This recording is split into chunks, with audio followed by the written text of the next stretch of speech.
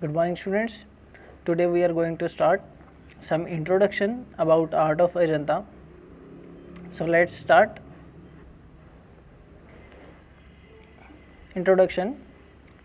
Ajanta is a great art treasure. Its caves are a fine example of rock cut architecture. They contain some refined sculptures and, more importantly, paintings of matchless beauty. In fact, the bright history of Indian paintings start from the wall paintings fresco of Ajanta. The scholars believe nowhere in the world such beautiful paintings were done during that time. That is why it is known as the golden period of Indian art.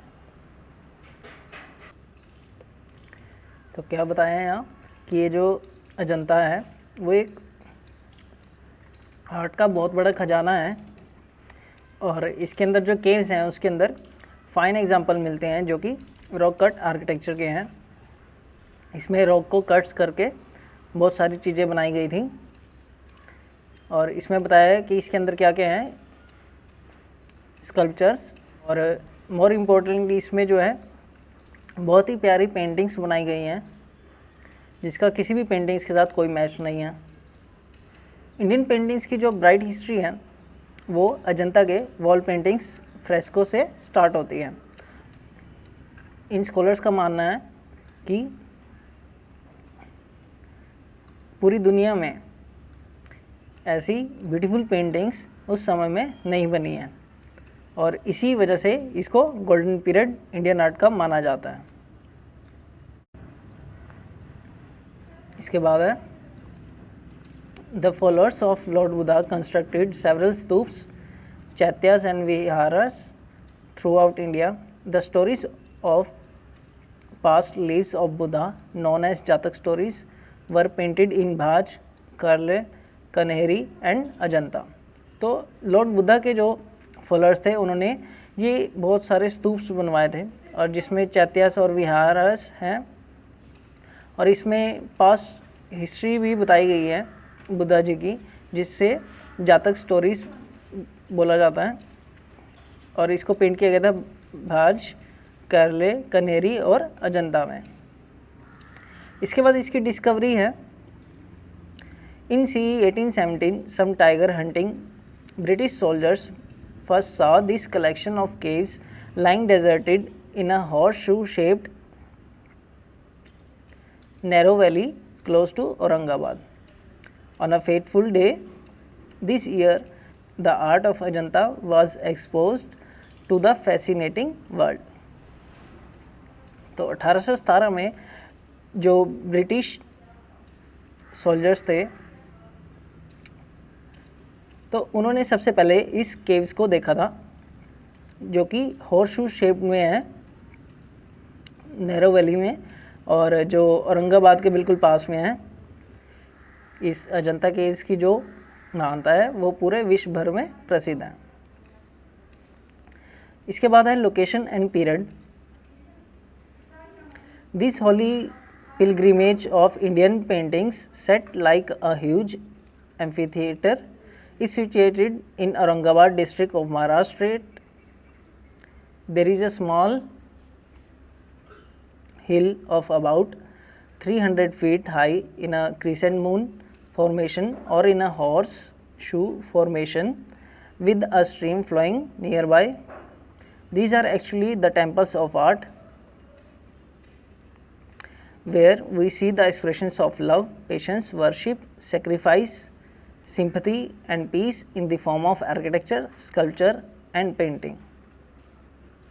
Ajanta is the only surviving example of painting in 2nd century BC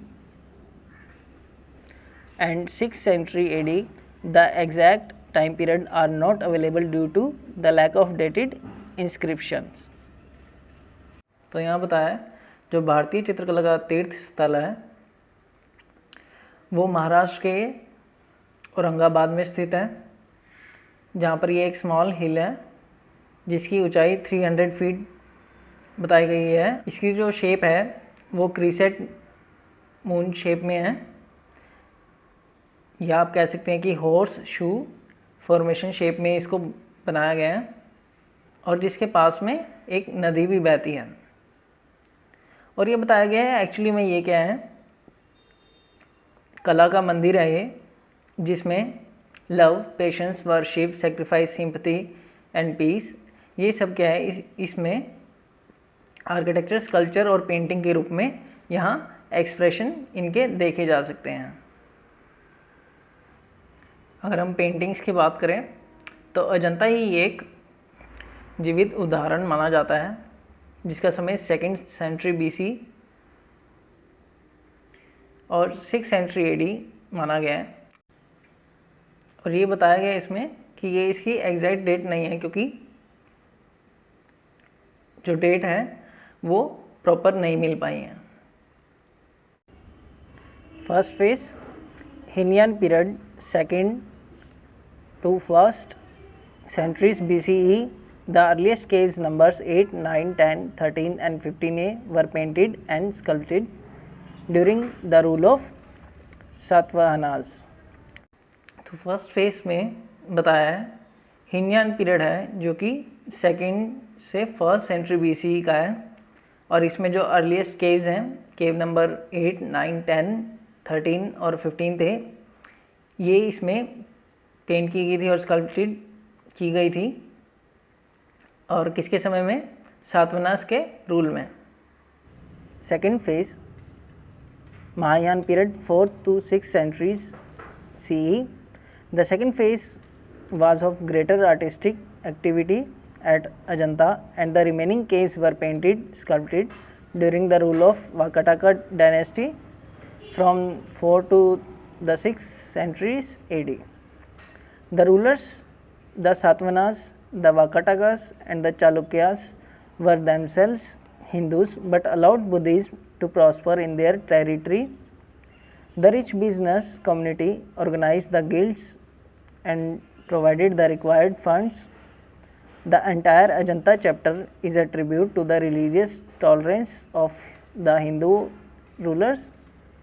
The art mastered during Gupta period bloomed yet again with fullest charm. तो इस second phase में बताया ये Mahayana period है 4 से 6 century CE। इस second phase को सबसे ज़्यादा आर्टिस्टिक एक्टिविटी वाला माना जाता है जनता में, और इसके अंदर जो बाकी जो रिमेनिंग केव्स हैं वो पेंट की गई थी और स्कल्पटेड की गई थी, और वाकाटाका के रूल में ये बनाई गई थी, जिसका समय 4th सेंचुरी से 6th सेंचुरी AD है। और ये जो रूलर्स थे सातवाहनास, वाकाटाकास और चालुक्यास, ये सभी हिंदूज थे, लेकिन इन्होंने बुद्धिज़्म को अपने क्षेत्र में अलाउ किया, और जो रिच कम्युनिटी होती थी उन्होंने भी इन गिल्ड्स को ऑर्गेनाइज़ किया, और जो फंड्स थे वो भी इन्होंने दिए थे। और ये जो जनता का जितना भी वर्क है ये हिंदू रूलर्स के लिए एक बहुत ही बड़ा ट्रिब्यूट है। और गुप्ता पीरियड में जो कलाकार मास्टर थे उनका वर्क जो है वो अभी भी काफ़ी ही प्रसिद्ध है। So this was the introduction, discovery, location and period, first phase and second phase. I hope you understand it. Thank you.